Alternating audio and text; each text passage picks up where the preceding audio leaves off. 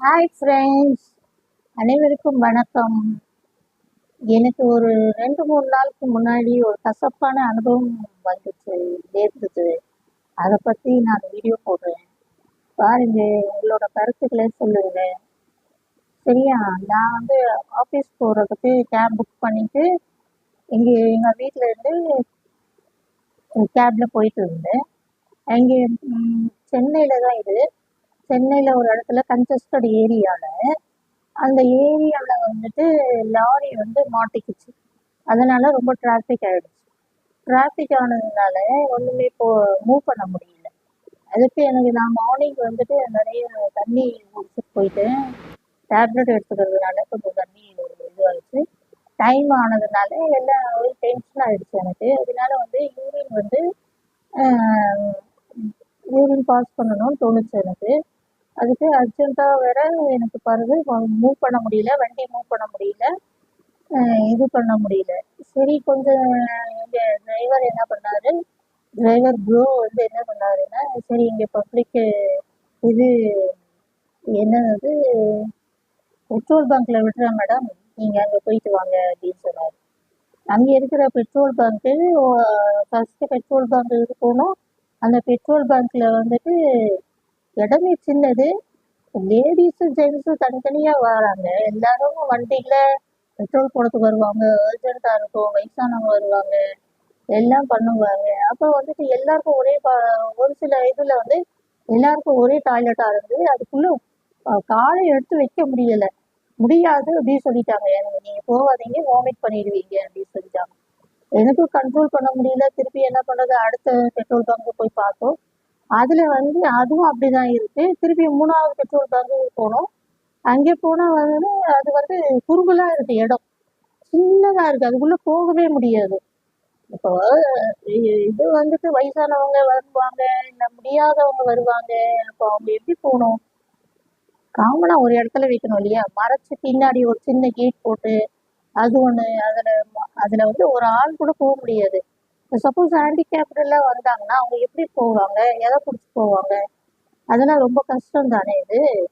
அப்படி இப்படி இருந்துச்சு. அங்கேயும் போக முடியல. எனக்கு ரொம்ப வந்து ரொம்ப கஷ்டப்பட்டுட்டேன். இந்த வடிவேலு ஒரு விஜய் படத்துல வந்துட்டு பாத்ரூம் போறதுக்கு கஷ்டப்படுவான் பார்த்தீங்களா? ஒன்று நிற்பான், அங்கே நிற்பான், இங்கே பண்ணுவான். அந்த நேரத்துக்கு வந்து விஜய் வந்துட்டு ஏற்றிட்டு வந்துட்டு என்னப்பா கஷ்டம் நான் ஒன்று அப்படின்னு சொல்லுவான். அந்த மாதிரி இருக்கு சொல்ல. எனக்கு என்ன ஆகுதுன்னா, யூரின் டைம்க்கு வெடிச்சிடும் அப்படின்னு சொல்றாருல, அவர் யூரின் டைம்க்கு வெடிச்சிருச்சு அப்படின்னு சொல்றாரு. ஆனால் வந்து எனக்கு இது சிரிக்க வேண்டிய விஷயம் கிடையாது இது. ஆனால் எனக்கு அன்னைக்கு ரொம்ப கஷ்டப்பட்டேன் நான். அந்த எனக்கு வந்து அப்படியே யூரின் வந்து வெளியில போயிடுவோமோ, நம்ம கேப்ல போயிடுவோமோ, என்ன பண்றதுன்னு தெரியலையே. கார் எப்படி வாஷ் பண்ணுவாங்க, இல்லை கார் டிரைவர் என்ன சொல்லுவாரு, அப்படிலாம் ஒரு டென்ஷன் ஆயிடுச்சு. அர்ஜென்ட் வேற. அது வந்து பாரிஸ் கார்னர் பக்கத்துல இருக்கிற, அந்த பாரிஸ் கார்னர்னா அந்த ஐகோர்ட் பின்னாடி இருக்கிற அந்த இது பப்ளிக் டாய்லெட்னா எனக்கு ரொம்ப ஒரு மாதிரி கஷ்டமா தான் இருக்கும். எப்படி நல்லா இருக்குமா இல்லையா, இது நீட்டா இருக்குமா, இல்லை எப்படி இருக்கும் எப்படி இருக்கும்னு நினச்சிட்டு நான் போனேன். இலவச ஒப்பனை அறைன்னு போட்டு வந்தாங்க. அதில் வந்து ஜென்ஸுக்கு தனியாக, இந்த ஹேண்டிகேப்டுக்கு தனியாக, லேடிஸ் தனியாக போட்டுருந்தாங்க. சரி, நான் பயந்துட்டு தான் போனேன். ஆனால் என்னால் யூரின் வந்து கண்ட்ரோல் பண்ண முடியல. அதனால சரி அங்கே போயிட்டு நிறுத்தினார் அவர். இந்த பெட்ரோல் பங்க்ல இருக்கிற எல்லா டாய்லெட்டும் வந்துட்டு ஆல்மோஸ்ட் எல்லாமே வந்து ஃபர்ஸ்டாக இருந்துச்சு. அதில் வந்து எவ்வளோ லாபம் பார்க்குறாங்க, எவ்வளோ இது பண்ணுறாங்க, அதுக்குன்னு தனியாக ஆள் போட்டு அதை மெயின்டைன் பண்ணலாம் இல்லையா? சுத்தம் தானே சுகம் தரும். இப்போ நல்ல சுத்தம் வந்து சுகம் தரும், சுகாதாரம் தரும். எல்லாம் சுகாதாரமாக இருந்தால் தானே, பப்ளிக்ஸ் நல்லா இருந்தால் தானே எல்லாத்துக்கும் அவங்களுக்கு இன்கம் வரும். ஆனால் ஹைவேஸில் வந்துட்டு அதில் ஒன்றுமே பண்ண முடியல. எனக்கு என்ன பண்ணுறதுனே தெரியல. லேடிஸாக இருக்கிறதுனால ரொம்ப அவஸ்தையா போச்சு எனக்கு. நான் நிஜமாலுமே இந்த வந்து கேப்ல வந்து நான் போயிட்டு வரணும்னு நினைச்சேன் நானு. அந்த டைமுக்கு எடுத்துட்டு போயிட்டு அந்த இலவச ஒப்பனை அறைன்னு சொல்லிட்டு அவர் இங்கே போங்க அப்படின்னு நல்லதா இருக்கும் அப்படின்னு சொன்னாரு. நானும் பயந்துட்டு தான் போனேன்.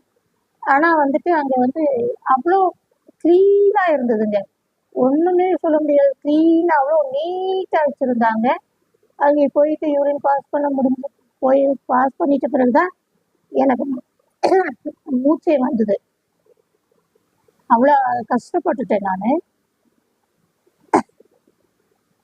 அதுக்கப்புறம் வந்துட்டு அந்த அம்மா வந்துட்டு அங்கே வெளியில இது இருக்கிறாங்க இல்லையா, மெயின்டைன் பண்றவங்க, அந்த லேடி வந்துட்டு நல்லா பார்த்துருக்குறாங்க. கிளீனா ரொம்ப கிளீனா இருந்துச்சு. நான் வந்து பப்ளிக் டாய்லெட் வந்து இப்படி எவ்வளோ கிளீனா இருக்கும்னு நான் நினைச்சே பார்க்கல. அந்த அம்மாவுக்கு ஒரு சபாஷ் போடணும். நான் வந்து ஆஃபீஸ் போகிற அர்ஜென்ட்ல அவங்கள ஃபோட்டோ எடுக்கல, அந்த இடத்த வீடியோ எடுக்கல. அதனால அந்த அம்மாவுக்கு ஒரு நன்றி சொல்லிக்கிறேன். அந்த அம்மாவை கேட்டேன் நான், காசு ஏதாவது கொடுக்கணுமா அப்படின்னு சொல்லிட்டு. நான் வந்து அர்ஜென்ட்ல வேற ஆஃபீஸ் போகணும், டைம் ஆயிடுச்சுன்னு சொல்லிட்டு நான் வந்து கேட்டுட்டு அமௌண்ட் வந்துட்டேன். அவங்க வேண்டாம் அப்படின்னு சொல்லிட்டாங்க.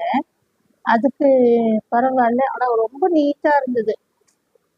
அது ஷபாஸ் போடணும். அந்த இலவச ஒப்பனை அறை அது கவர்மெண்ட்டு தான் என்னன்னு தெரியல எனக்கு. கவர்மெண்ட்டு தான் நினைக்கிறேன் நான். ஆனால் ஷபாஸ் போடணும். அந்த ரொம்ப நீட்டாக இருந்தது.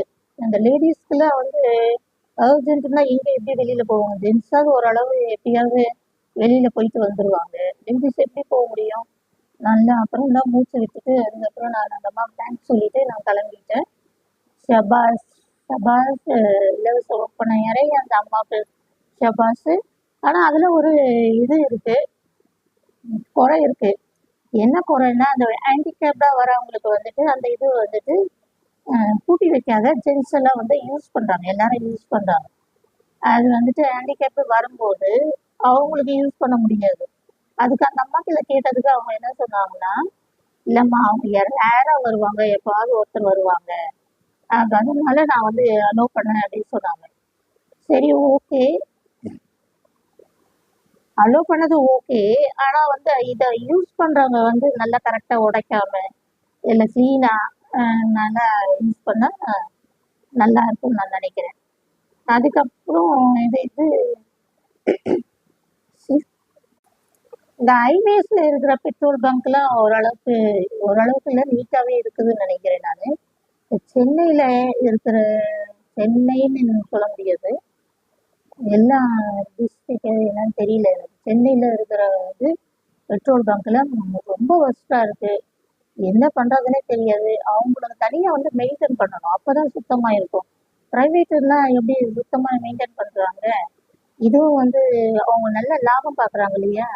அதில் வந்து இது ஒரு இது அமௌண்ட்டை ஒதுக்கி அவங்க மெயின்டெனன்ஸ் அப்பப்போ மெயின்டைன் பண்ணுற மாதிரி ஆள் வந்து போட்டு மெயின்டைன் பண்ணணும்னு சொல்லி ஒரு வேண்டுகோள் வைக்கிறேன்.